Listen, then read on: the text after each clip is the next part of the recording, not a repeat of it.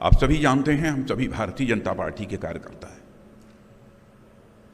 बहनों भाइयों, भारतीय जनता पार्टी एक राजनीतिक पार्टी है और इस सच्चाई को कोई नकार नहीं सकता कि नेताओं की कथनी और करनी, नेताओं की वर्ड्स और डीड्स में अंतर होने के कारण भारत की राजनीति और भारत के नेताओं पर से जनता का विश्वास कम हुआ है। भारत की राजनीति में इसके पहले नेताओं की कथनी और करनी में अंतर होने के कारण जो विश्वास का संकट पैदा हुआ था, क्राइसिस ऑफ क्रेडिबिलिटी जो पैदा हुई थी, उस क्राइसिस ऑफ क्रेडिबिलिटी को, विश्वसनीयता के संकट को किसी ने चुनौती के रूप में स्वीकार किया है, तो हमारे प्रधानमंत्री श्री नरेंद्र मोदी जी ने उसकी चुनौती के रूप में स्वीकार किया। कोई यह कह सकता है कि अपना प्रधानमंत्री होने के नाते उनकी प्रशंसा में मैं बात कर रहा हूं। बहनों भाइयों, प्रशंसा में बात नहीं कर रहा हूं। बहुत सारी सरकारों को इस आजाद भारत में काम करते हुए आपने भी देखा है, हम लोगों ने भी देखा है। जब से मैं केंद्र की बात कर रहा हूं, गुजरात राज्य में जो मुख्यमंत्री रहे उस समय की बात नहीं कर रहा हूं,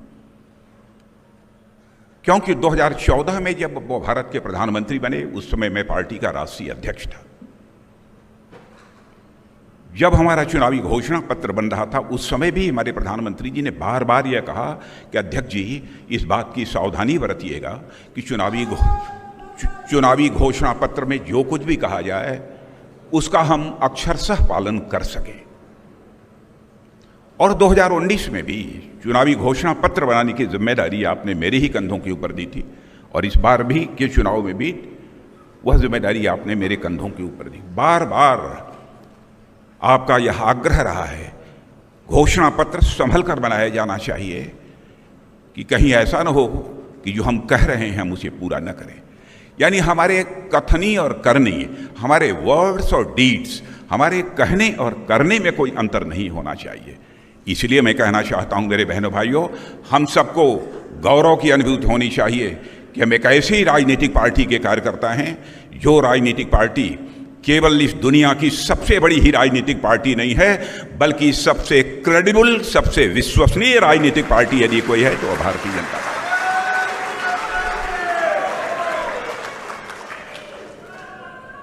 और मैं कार्यकर्ता बहनों भाइयों यह भी आपको बताना चाहूंगा, हम राजनीति केवल सरकार बनाने के लिए नहीं करते हैं। मैं जानता हूं कि हमारे बहुत सारे कार्यकर्ता भी यह मानते होंगे, जैसे अन्य राजनीतिक पार्टियां हैं, चाहे जैसे भी हो हमारी सरकार बननी चाहिए, उनका यह उद्देश्य हुआ करता है।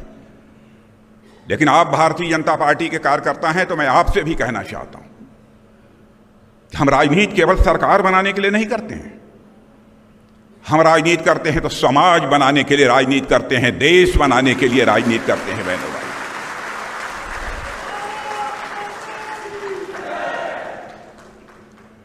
भारतीय जनसंघ के रूप में जिस समय हम लोगों ने अपनी राजनीतिक यात्रा प्रारंभ की थी, तब से लेकर आज तक जिस विचारधारा को, जिस दार्शनिक अवधारणा को उस समय हम लोगों ने स्वीकार किया, जिस आइडियोलॉजी को स्वीकार किया, निरंतर उस पर हम आगे बढ़ते चले जा रहे हैं। रंश मात्र भी हमारा डेविएशन उससे नहीं हुआ है। यदि हम कहते हैं कि हम राजनीति केवल सरकार बनाने के लिए नहीं कर रहे हैं, बल्कि समाज बनाने के लिए, देश बनाने के लिए कर रहे हैं, तो क्यों कह रहे हैं? क्यों हमारी विचारधारा जो है, वह विचारधारा, वह हमारी दार्शनिक अवधारणा, वही हमको संदेश देती है, वही हमको यह प्रेरणा देती है कि हमको इस प्रकार की राजनीति करनी है कि हर व्यक्ति को सुख की प्राप्ति हो, हर व्यक्ति को आनंद की प्राप्ति हो। हम ऐसी सरकार देना चाहते हैं इस देश को। और अपनी ही दार्शनिक अवधारणा में, दार्शनिक अवधारणा देने वाले हमारे स्वर्गीय पंडित दीनदयाल जी उपाध्याय ने कहा था कि यह मनुष्य केवल हाड़ मांस का टुकड़ा नहीं है, लोथड़ा नहीं है। इस मनुष्य के पास शरीर है, तो भूलना नहीं चाहिए, इस मनुष्य के पास यह मन भी होता है, इसके पास बुद्धि भी होती है और साथ ही साथ आत्मा भी होती है। हम ऐसी सरकार चलाना चाहते हैं जो हर व्यक्ति के तन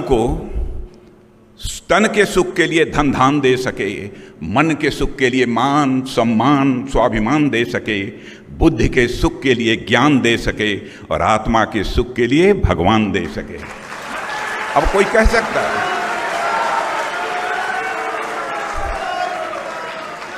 अब यह भगवान क्या है, इसको मैं डिफाइन नहीं करना चाहता हूं, क्योंकि कुछ लोग जो नहीं समझ पा रहे होंगे वो कहेंगे हाँ भगवान की बात राजनीति में कहाँ गई, गॉड की बात कहाँ से आ गई।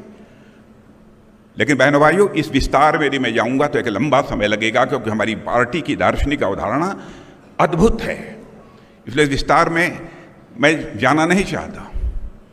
अब जैसे आत्मिक सुख आपको कैसे मिलता है, एक व्यक्ति के साथ आपका कोई रिश्ता बनता है तो जितना जो सुख मिलेगा उससे कहीं अधिक धीरे धीरे बढ़ते बढ़ते समाज, कुछ लोग ऐसे होते हैं, पूरे राष्ट्र, कुछ लोग ऐसे होते हैं कि पूरी प्रकृति, पूरी सृष्टि के साथ एकात्म हो जाते हैं। ऐसी भी विभूतियां हमारे भारत के अंदर होती हैं। सचमुच आत्मिक सुख तो उन्हें ही प्राप्त होता है, परमात्मा की प्राप्ति तो उन्हें ही होती है। तो मैंने सब मिला जुला कर हमारी भारतीय जनता पार्टी ऐसी एक राजनीतिक पार्टी है जिसने कि भारत की राजनीति को एक दार्शनिक अवधारणा भी देने का काम किया है।